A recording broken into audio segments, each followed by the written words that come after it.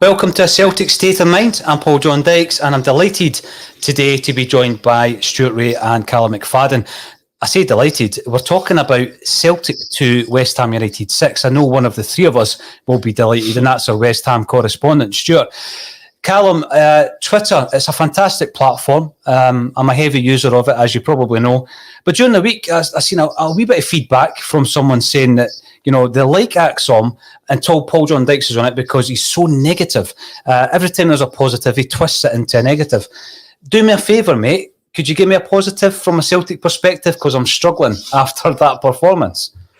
After that performance, I'm struggling for positives as well. I think the only cliched thing I can say is for that maybe 15-20 minute spell in the first half, the manager could really pinpoint that and look at that as a sort of blueprint, but that's really clutching at straws. Defensively, we're in a bad place. We don't have a right back of real quality. As I've said, I think you need two right backs. I don't think bringing one in fixes that problem, because if that right back you bring in gets injured, you're still relying on Ralston, which I actually feel sorry for him now. I think it was noticeable that his head went down after the sort of third goal in the first half, and I think he's a player who is very limited in what he can do. It's not his fault he's been put in the starting team by Celtic. You know, I think that just sums up where the club are at the moment. In the left back situation, you need a starting left back. You could argue Taylor or Bolingoli, which one's going to be your backup. And then at centre half, Paul, I know we've been very praising Stephen Welsh and Young Murray. It's always a tough game playing against someone like Antonio, as we talked about at half time. West Ham made their changes. They then go on and scored a couple more. The goalkeeping situation is beyond the shambles. I spoke off air at half time that the thing that frustrates me greatly is, as a Celtic fan, the only real comparison you've got at the moment is Fraser Forster. And I know people in the comments will be saying, stop harking back to Forster, he's not coming back, etc., etc. But he was the last goalkeeper before Barkas was brought in. So it's hard not to draw that comparison. The second goal, I know I always say you shouldn't judge things in freeze frames because full speed tells you normally the full picture. But when you look at the freeze frame of that second goal, Antonio had basically the full goal to aim for, and I think Bain, when he came on, not much better. Hazard, we've seen what he can do last season. Still a youngish goalkeeper, but I don't think he's got what it takes to be Celtic number one. So, in terms of the five at the back, goalkeeper and defence, it's something that needs addressed ASAP. Will it be addressed as soon as possible?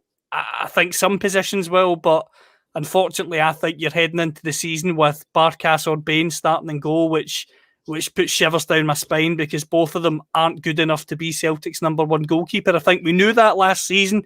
You think a new manager will give him another opportunity. Maybe he'll be able to get something out of them, but there's nothing that I've seen in the game so far that makes me think there's going to be confidence. A defence is going to have confidence in any goalkeeper behind them that we've got at the club at the moment.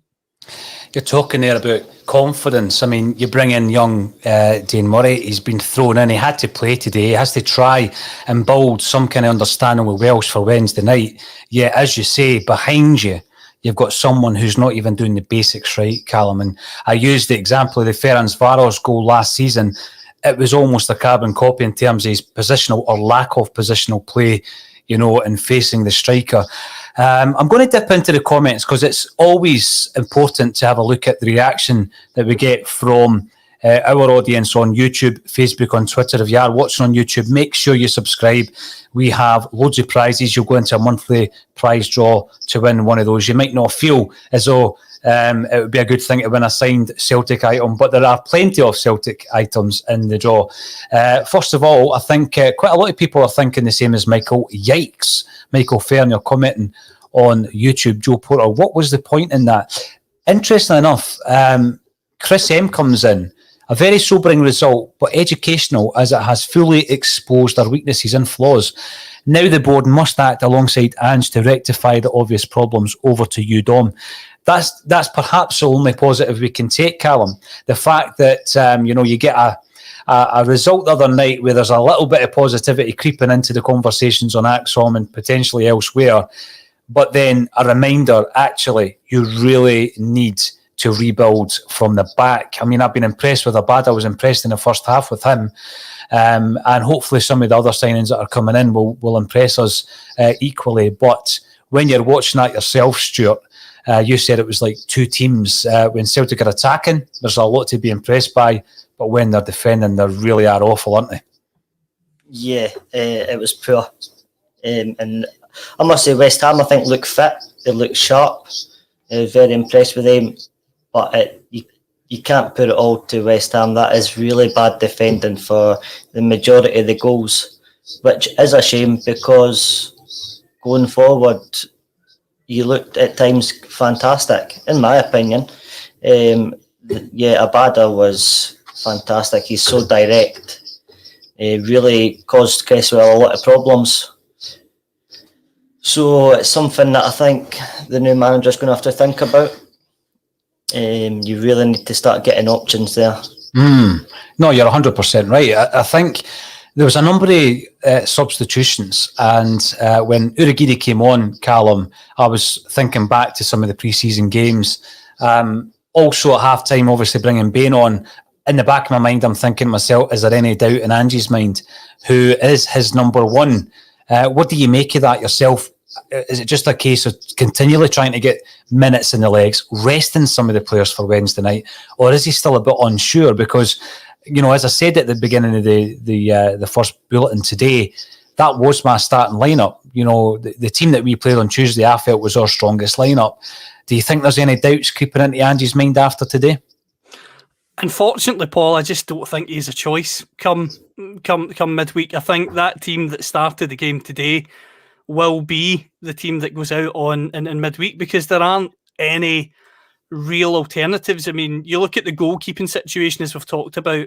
Bain, Barkas, Hazard, none of them instill any great deal of confidence. If you don't play Ralston at right back, maybe Urhoghide, maybe you could throw him in, but again, a lot of people think he's maybe more of a natural centre back than he is a right back.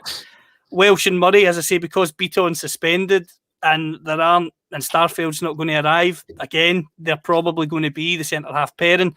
And then at left back, a toss up between Taylor and Bolingoli. There's no real change there, in my opinion. I think if you change Taylor for Bolingoli, I don't think you're getting a massive upgrade. I think the goalkeeping situation's the same, centre halves are the same, and the right back situation's the same. I think the problem that Ange has, and I'd imagine he'll be a very frustrated man after today, because he's thinking to himself, come midweek, I really can't. There's nothing that I can really do to really change anything in a great way. Obviously, he can work on the training field. He can maybe set up to be slightly more defensive, maybe play two holders rather than just Sorrow in there. But at the same time, everything that he said and everything that he believes in tends to be he'll attack, as you said at the start of the show, Paul. I'll attack. If we score 4, then we'll win the game, even if we concede 3. So I think he will. I don't think he'll change or wilt in his approach. I think he will stick to what he's got at the moment. And to be honest with you, we all said this before the Midtjylland first leg, and I think it's the same, especially after today. If we lose to Midtjylland and go out the Champions League at this stage, it's on the board. It's not on him. It doesn't mean it's a free hit and he can just be quite pedantic towards it. Of course, he will try and win the game and do all that he can, but today has shown the board have got a lot to answer for rather than the manager, in my opinion. There's only so much you can do. If you gave that current squad to an elite manager who's renowned across the world, I don't really think you'd be seeing an awful lot of difference. You would be seeing great attacking play probably, but with that defence, it's like boxing with a hand tied behind your back. It's abysmal. It's absolutely abysmal. Yeah, I mean, his first competitive game was on the 40th day in the position. So within the 40 days, when you consider that Celtic have run down the squad to such a degree that, you know, Ralston is the first choice right back, we are playing with Beaton out of position yet again for a European game. 100%, that's on the board, Callum. Yeah, I totally agree with that. And I think that some leeway will be given to Ange Postecoglou with that in mind. But you're right, this hasn't just happened because of a couple of bad transfer windows last season. It's much deeper than that. It's been allowed to fester for a long, long time. Then if you lose a bit of quality and it's not been replaced over 3, 4, 5 transfer windows, then you're in trouble. That's where we are at the moment. That's where we find ourselves. Now, this is something we actually discussed during that first half. and throughout the game, Stuart, is that we're focused obviously on the European game. Celtic's first domestic encounter will be at Tynecastle on the 31st of this month. Now, Andrew Thomas O'Connell comes in on Facebook, bit worried for the league games after that performance. Now, we've seen a couple of impressive results for Hibs and Aberdeen during the week in Europe, Stuart. Are Celtic standing still, whereas Aberdeen and Hibs are either getting that wee bit better or quite a bit better? Is that something to be concerned about? I think from a Celtic point of view, it is. Hibs are improving, Aberdeen are improving. Hearts are going to come back in the league, and let's be honest, they've got a point to prove. And there's no real improvements, especially defensively. You look worse than last season, and it was already bad. So it's a worrying time, and it's something that they can't allow to take too long to sort this out. Because as soon as you go into the league, then you need to be getting results. See, this is again, it's a concern in that, yeah, we realise it's a rebuild. Callum, it's so woefully obvious that, the ineptitude of that defence it is a rebuild. You could probably buy one, if not two, in each position. That's how big a rebuild it is. I come from a generation, I'm not harking back Celtic Da territory here. Here's the Clarkson Celtic Da territory. But I'm harking back to a time where domestically, often Celtic weren't the second best, never mind the best team in Scotland. That kind of situation, that kind of predicament, Callum, will not be tolerated in this day and age. I can just imagine 1-2 months into the season when that patience, when that leeway would actually run out, because, we know that it's been a long ongoing issue that's created where we are just now, this situation that we're in just now. But eventually that will turn on the manager, because this is Celtic after all. It will, and that's why the start to the season domestically has to be relatively strong. I think there will be an element of patience that is there for a period of time. We've talked about the Midtjylland situation. It's on the board. It's not on the manager. As I've said, it doesn't mean he gets a free pass and he can just be blasé towards the match. He has to obviously be taking it seriously as he has to take every competitive game that Celtic are going to play. And a few of the comments coming in are talking about today being a pre-season and don't overreact. Conceding 6 goals at home, whether it's pre-season or not, is an alarming sign. I know some of the younger players obviously started the game, and then a fair few younger players came on in the second half who haven't played as many first-team games as even the likes of Murray. So I think it's concerning, and the reason I think you have to be concerned, especially even for the start of the league, is Starfelt has been signed. He's having to isolate, and then he'll come in. Centre halves, even with a striker, if you're coming in one of those key positions and you're expected to hit the ground running from game one, that's a lot of pressure for some players. Now he's mid-20s. He's got experience of playing in Sweden. He's got experience of playing in Russia. He's been around the block, so that fills me with a bit more confidence for him coming in. But the only issue that's going to come of this now is any of the players that are brought in any of these key positions, they are under pressure from training session one, never mind game one, because even Furuhashi, for instance, coming from Japanese football, that's something that you think could take a bit of time to settle. But as you've rightly said, Paul, that there isn't time to settle, and these players need to come in and need to start well, because one of the elements that hasn't been spoken about maybe an awful lot is the fact that although Ange comes from an English-speaking country, in Scotland in the past, there has been a sort of attitude towards a coach who comes from a different part of the world that they don't get the same level of patience as other coaches. The last big example being Alessio at Kilmarnock. He's sitting fifth, gets sacked, gets rubbished, they go down, and then people are still blaming him, even though he left nearly 2 years ago. So the thing for Postecoglou is he needs to start well, because within 6 or 7 weeks, it might not necessarily be coming from a majority of the Celtic fan base, but I just think the atmosphere around covering Celtic could be quite toxic, and that's where you need Ange to continue to be as strong and forthright as he has been so far. You need Dominic Mackay to show the patience and back his man 100% and not get itchy and think, right, maybe I need to make a change and maybe I need to appease things. It's something that is going to take time, but a good start is needed regardless, because you need to have at least some level of momentum to convince people that longer term you're in the right hands. Yeah, again, there's going to be a big Celtic Dark Klaxon, but I do remember back to a time back in '94. I was just checking the date, December '94, where I was meant to be getting the bus down to Liverpool for the Ian Rush testimonial, and I was delighted after the event to have missed the lift down to Liverpool because I missed a 6-0 drubbing in the Ian Rush testimonial, Callum.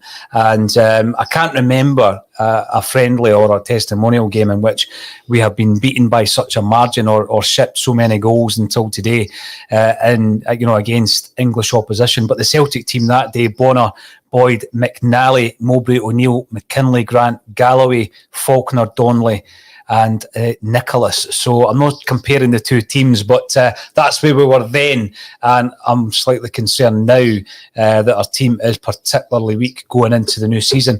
And I know that there is still some time between now and the end of the month, but when you are isolating, when players are isolating, you really need to get them in ASAP.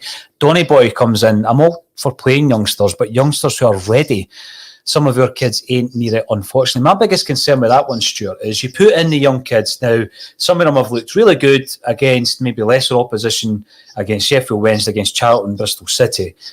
This is a different challenge today. You really are up against top class opposition. A club who done so well last season in English football. The calibre of striker you're up against, for example, is a completely different standard altogether. I don't like when a youngster goes in and gets a torrid time of it because confidence-wise, it's going to do them no favours whatsoever. But we were kind of forced to throw them in. And the other thing I'd like to say is about youngsters is you've got a guy coming on for West Ham giving you a wee glimpse of what might have happened had you given somebody the chance, and Ocoflex comes on and scores a goal.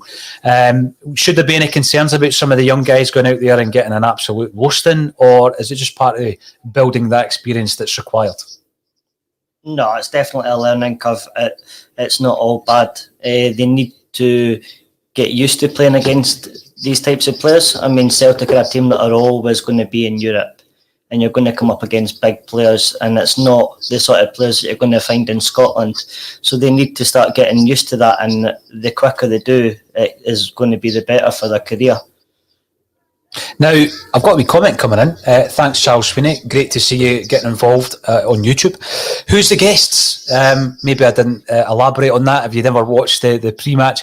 Down the bottom here, we've got Callum McFadden. Callum set up Football CFB, which over the last 18 months to 2 years went from strength to strength. One of the biggest podcasts coming out. Scottish football, really. And it's not just Scottish football, Callum. You've interviewed people from all over. So Callum is welcome on A Celtic State of Mind, and you will be back during the season on a more regular basis, I'm hoping. And to my right is Stuart Ray. Stuart is our West Ham correspondent for today. Inherited a love of West Ham from his dad, but he is a local, and you will be hearing more of Stuart on one of our other channels throughout the season as well, unless of course we play West Ham again, and we'll get you back on. So that's who we have on today. We were also hoping to get Kevin Graham in, and you've just reminded me, Charles, so thanks very much for that. I'm going to invite him in to see if his Wi-Fi is any better now that he's actually left the stadium, and maybe Kevin can give us some kind of perspective on what it was like to be in the stadium today. This actually ties into my next point, because there's no point in trying to ignore it. Moravchik comes in, Moravchik 25, who gets involved in the broadcast on a regular basis, so thanks for that. You do that on YouTube. If you are watching on YouTube, make sure to subscribe. Big prizes coming your way from ACSOM. Dom has to remove Leigh Griffiths this week, says Moravchik, and just trying to climb a mountain, towing a caravan. The atmosphere completely killed the team morale in the second half. Now, there's no point in ignoring it, Callum. Substitution was made. Leigh Griffiths came on. Mixed reaction. You could hear some boos. That's why it would be good to hear Kevin Graham coming in, because he was in the stadium. And that is the kind of reaction Leigh Griffiths got today. Every time he got the ball, every time he took a corner kick. Where are you on the Leigh Griffiths situation, Callum McFadden? Being totally honest, I was stunned that the club decided to give him a new contract, and that's before any of the sort of incidents off the park had maybe came to light. I just think Griffiths, in my opinion, should have moved on to try and get his career back on track, because his career hasn't been in any great state over the last 2 years. Now, last season, it wasn't just Leigh Griffiths that was poor at Celtic. It's important to point that out. I personally get frustrated when people talk about him scoring 40 goals in one season, because it was touching on 5 years ago. I think that's a sort of dangerous timescale to look back on. It's very easy to maybe romanticise about a time that was really good for a particular player when it was such a long time ago. There's no doubt in Leigh Griffiths is a player who can score goals. Even last season at times, he came on Aberdeen, he gets a goal. I just think the atmosphere around him, Paul, in all honesty, I just think it's a sideshow that Ange Postecoglou doesn't need. Moravcik's hinted at it there. It's a sideshow that Dominic Mackay really doesn't need, and the club doesn't need. For Leigh Griffiths, if he was to go on a blistering run of form and score 10 goals in 10 games, there still will be an element of fans that won't accept that because of situations that have went on. Maybe the majority would get behind him then, but being brutally honest, do you see Leigh Griffiths going on a run of scoring 10 goals in the draw or making a difference week in, week out consistently? I just think that time has been and gone. I think the club should have moved him on. A lot of people are talking about the fact that this contract is a reduction in basic wage and maybe more incentivised. Even at that, I still think it was time to move him on. I think if you've got Edouard there, if you can keep Edouard, great. I'd be looking to bring in another striker, even if Edouard was staying, in all honesty. And as I say, for me, I would have moved Leigh Griffiths on. That's just my personal opinion. I just think that his best days are absolutely behind him, in my opinion. Well, it was the point of many debates on a Celtic state of mind, Callum. I can't deny that I was in the camp of, under circumstances, give him a contract. And I was criticised for that, obviously. I mean, people with hindsight are now criticising me, but after the event of the last couple of weeks, I was of the view that, his Celtic career is over, and I think Celtic do need to strengthen up front. That's one of the areas that, even as you say, if we keep Edouard for slightly longer than we expect, then we still need to bring in a striker. I'm going to ask my man to the right here, Stuart, who's got a good knowledge of Hibs, because I've heard many people talking about Kevin Nisbet. He started off this season again like he finished the last one. He's playing at the Euros. He's one of these players that I was aware of because he played for Dunfermline. Got a lot of friends who are Dunfermline fans. They were telling me about this kid Nisbet who had been scoring goals for fun at Raith Rovers in Fife. Spoke to some people who knew him as a younger player, said didn't think he could make the step up to Celtic. What's your thoughts on Kevin Nisbet? I think he could definitely make the step up 100%. He gets you goals, but as well, he contributes to other goals. He's got assists in him as well. That's what you need. That's what you need to go to that next step. You can score goals all you want, but as soon as you stop scoring, if you don't have the creative play to create other goals, then you're going to become out of favour. It was a worrying time towards the end of the season when it looked like he was wanting out. His sort of head had gone, but no, he's been a great player at Hibs, and I do think he would be a good asset in your Celtic team. Now, Zinco comes in on a regular basis on YouTube. Now, there seems to be a conversation going on in the comments field. Again, it's refreshed. I'm guessing that someone was criticising Celtic fans for booing Leigh Griffiths. Zinco says, I'd have booed him if I was there. Does that make me not a Celtic fan? Listen, I've been to Celtic games, and I was saying to Stuart earlier, because I mentioned over 5 decades. There's another klaxon, because I bring that up all the time, Callum. You're laughing, but it's true. And I've seen certain Celtic players getting booed. I mean, that's part and parcel of the game. You pay your money, you have your opinion. If it's out of order, I'm sure the fans kind of self-police themselves, don't they? They'll call you out on it if it's out of order. He was getting a bit of stick, and it makes me wonder, as you say, it's a sideshow Ange doesn't need. I think the club have shown a load of faith in Leigh Griffiths. I mean, when he was coming back into the side, when we were going for 9 in a row, and he was, making his substitute appearances, every time he got out that dugout and he done his warm-up, the fans were on their feet. They were cheering him. They were behind him. They were supportive of Leigh Griffiths due to the fact that he'd gone through a lot of personal issues, Callum, even though that meant that he wasn't very effective as a player. He got back into the team, got back into the side, and a lot of Celtic fans reckon, myself included, that it was his partnership with Edouard that turned their season around after that defeat against Rangers at Celtic Park in December. The last game a lot of Celtic fans were at was the St Mirren 5-0 game. He scores a hat-trick. And then everything else has happened. But Leigh Griffiths, for non-footballing matters, has been a discussion point for Celtic and Celtic fans for 2 pre-seasons in a row. He was left at home when we went for our pre-season trip to France last season, and he was sent home when we were in the Welsh camp for different reasons. But it is a sideshow, Callum, so it's something that, even prior to today's game they should have considered, but after the reaction of the Celtic fans today, they're going to have to reconsider where we are with Leigh Griffiths. What's your take on Kevin Nisbet, Callum? I know you're a scholar of Scottish football. Have you been impressed with him? I have been impressed with him. I was impressed with how he adapted last season. I watched him when he was at Dunfermline. He scored a cracking free kick at Capello, actually. But he really impressed me in terms of, as I say, how quickly he was able to settle into that Hibs team. Obviously, he managed to get into the Scotland squad for the Euros as well, which was a remarkable sort of turnaround from where he was in the Championship in Scotland to going to a major tournament. He's a goal scorer. The only thing that I would question would be potentially his all-round game. Is his all-round game good enough to come into the Celtic side and be a starter week in, week out? If you were asking me honestly, Paul, if Edouard was to leave, would I bring in Nisbet and would he be my main man up top? I don't think I'd be confident in that at this stage. As I say, I think he is a very good footballer. He's still developing. He's had 1 season in the top flight of Scottish football, so I think coming into Celtic and being the main striker after 1 season in the top flight would be a lot of pressure on most people, never mind someone, as I say, with that relative inexperience at the top level. So he's a player of rate. I think he is an exceptional finisher, but I just think it would be too early for him to be the main man at Celtic. Up top, but as I say, you just never know. Some players just need that opportunity and they go in and they flourish. I mean, the cliched example, I suppose, from down in England is Jamie Vardy, a guy who goes from non-league straight into the English Championship and then is able to continue it. Maybe someone like Nisbet just needs that faith put in him. He's going to be playing with better players who are creating more chances, and maybe he can rise and adapt very quickly. But I just think it would be asking an awful lot of him at this stage to be Celtic's main striker.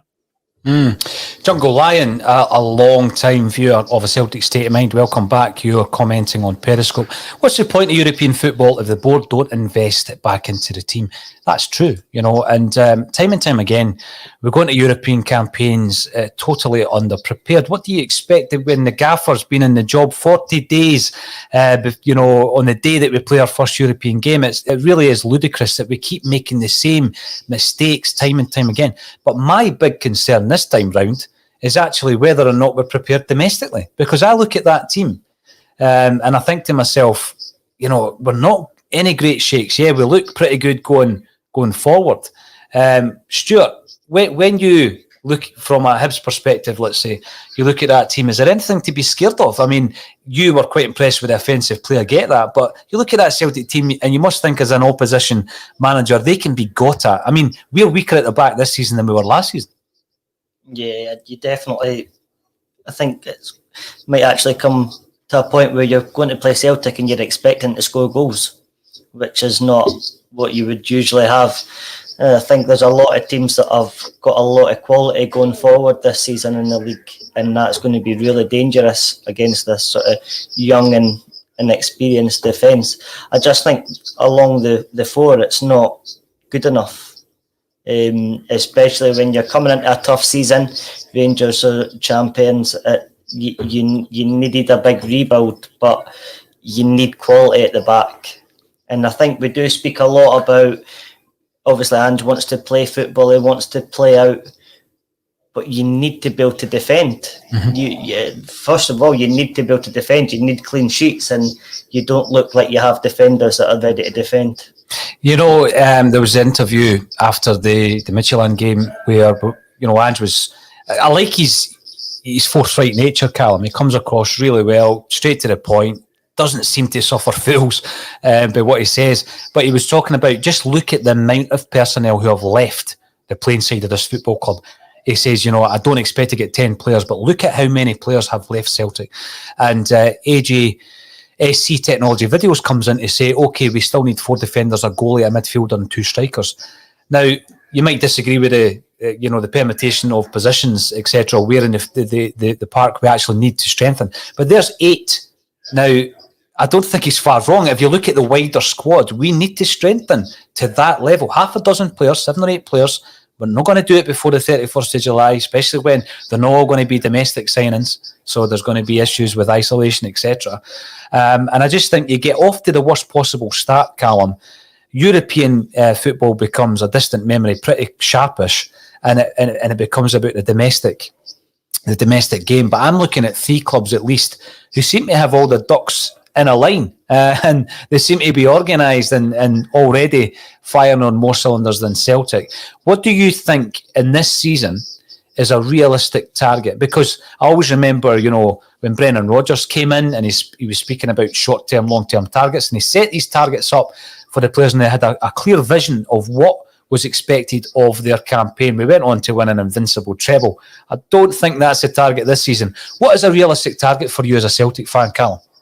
The minimum expectation has to be a serious challenge for the league title. That has to be the minimum expectation. Even if there is a settling in period, which there absolutely will be, no Celtic manager can come into the job and just say, for the first year, we'll just settle in and trust me, in a year's time, we'll be ready to go. No one's going to get that level of time. I think there has to be a serious challenge. I think Celtic should sign 4 or 5 players and should be able to make a serious challenge. If you're asking me about expectations, maybe in the cup competitions and in European competition, I think if you look at it over the piece, I think the serious challenge for the league has to be an absolute priority this year because of what's on offer if you win the title. If you win the title this year, you're going straight into those Champions League group stages. That used to be worth 12, 16 million pounds. I think it's closer to 40 million pounds that's worth now. That's the sort of level of investment that Celtic cannot afford to miss out on. And you're right with the comments earlier, Paul.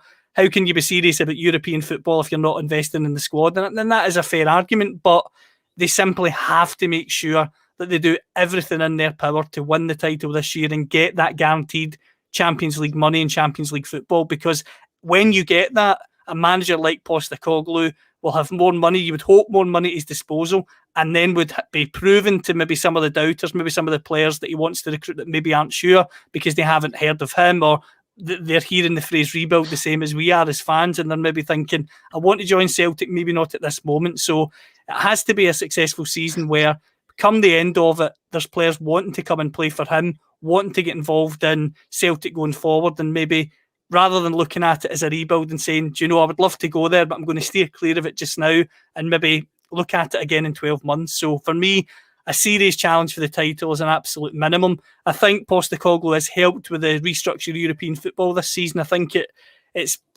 very hard to miss out on European football altogether when you consider the Europa League's on offer, the new Conference League's on offer. Of course, a minimum, I would say there, you would want Celtic to at least be in the Europa League. I think it would be a miracle to get into the Champions League given the state of affairs at the moment. PSV absolutely hammered Galatasaray. It looks as if even if you beat Midtjylland, they're waiting in the wings. They're an effective football club who are always porting around that Champions League, Europa League level. So Champions League's going to be a miracle, I think, to get in. Europa League has to be a strong expectation, and I think if we beat Midtjylland, we're pretty much got a foot in the door there. So I think, as I say, from a domestic point of view, it has to be a serious challenge for the league title and looking to win that, especially with the rewards on offer. And in a European sense, you have to be looking at least Europa League, because even in this current state of affairs, I don't think you want to be dropping into that Conference League.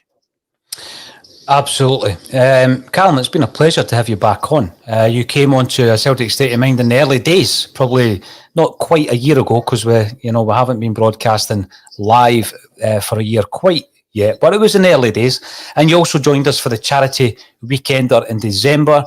We're going for an award as a result of that for the Football Content Awards. You'll see on the right-hand side, we've been involved a couple of times in there. So we'll show you on pinned tweets and on the Facebook and et cetera, how to vote, get behind ACSOM. Because I think the big thing there is that the vast majority of that cash was raised by Celtic fans and by a number of Celtic podcasts coming together. Around 20 different platforms all came together to raise 27k, which was incredible at that time of the year. at Christmas time for 4 very needy causes. So check our socials out, because we'll give you all the details on there. Get behind us, and it would be great to lift that trophy on behalf of all the Celtic fans who contributed, and the podcasts who contributed as well, not just a Celtic State of Mind. And also, Stuart, brilliant, great debut on a Celtic State of Mind. If we play West Ham again, you're more than welcome, but you will be featuring on other shows within the State of Mind channel. So if you haven't done so already, get subscribing on YouTube. We are growing the channel on a daily basis. Just by subscribing, you'll be put into a free prize draw every single month. Thanks everybody for getting involved on the socials. Thank you to Stuart Ray and to Callum McFadden for joining me once again on a Celtic